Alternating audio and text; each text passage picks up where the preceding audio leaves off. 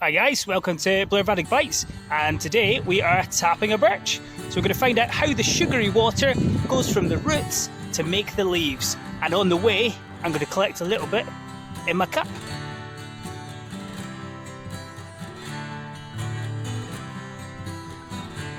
So, what happens in winter is all the energy from the tree, when it loses its leaves, is getting sucked back down into the roots, where it's going to stay for a little while. It's going to stay there, keeping the tree alive, and it's going to absorb water through osmosis through its roots. That keeps the plant alive during winter. What happens next is when it starts to heat up a little bit, we then start wanting to use photosynthesis to create energy. So we need some leaves, we need some chlorophyll. What that's going to do is allow the tree to produce its more energy, and therefore it's going to be able to grow bigger, stronger and better.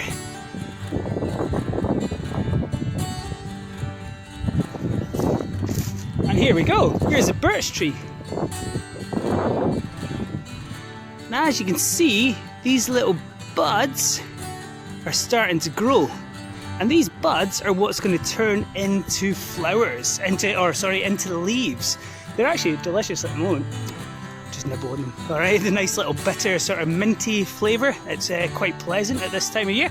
But actually it's the energy we want. So what we're going to do is we're going to cut a little strip into a branch. What this is going to do is allow the sap to drip into my cup, and I can collect some sap.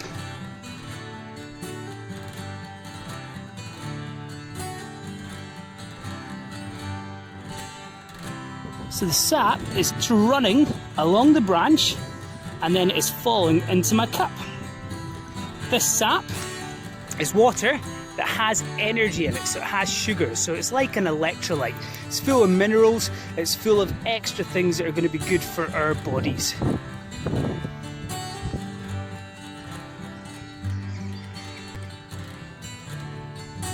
So what I'm going to do just now is just leave this cup dripping away, drip, drip, drip, drip, drip, and then I'll come back in about an hour, 2 hours, and I'll see how much sap we've got, and that's going to be what is going to make a tasty drink.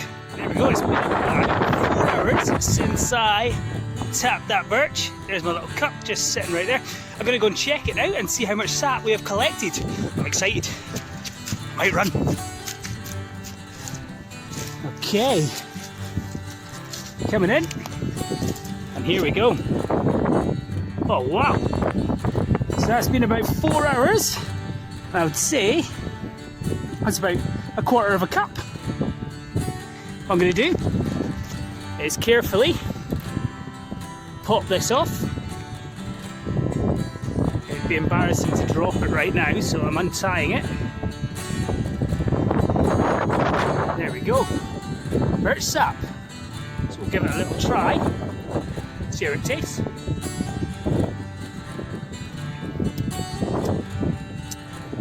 That's delicious. So it's like a slightly sugary water. So it's got all the characteristics of water. It is a lot. I'll put the number right here how much sugar is in it. But there is not tons of sugar, but it's extra minerals and things like that that help give us a nice, nutritious drink. So I'm going to finish this.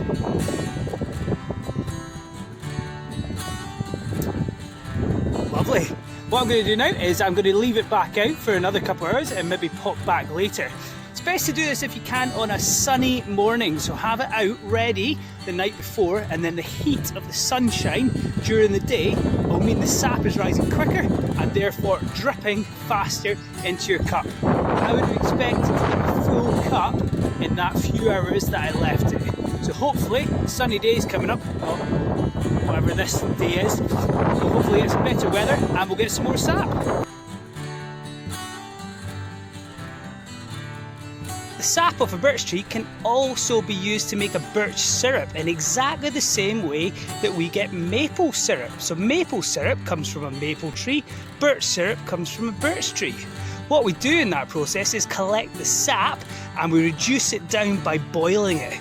By boiling it, we then create a sugary syrup, and that's what we like to eat on our pancakes. The problem with birch is it dilutes to 100 times less. So if I have 100 litres of birch sap, that's quite a lot, it'll reduce down to just 1 litre of syrup. With maple syrup, it's a little bit easier, actually only 40 to 1. So you need 40 litres of sap, so still quite a lot of sap, but this boils down to 1 litre, so 40 to 1 ratio. A lot better for the sugar producers, the maple syrup. That might be why it's so expensive in the shops. In Canada and North America and across Finland as well, they collect this maple sap. They have lots of holes drilled into trees that they run lots of pipes along. These pipes collect loads of sap. The sap only rises for less than a month of the year. So it's very important that the maple and birch syrup producers collect all their sap in that time.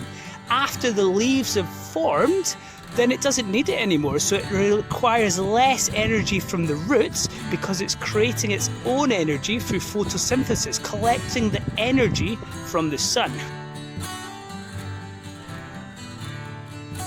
It's important when we finish tapping our birch, we leave a clean end of the stick.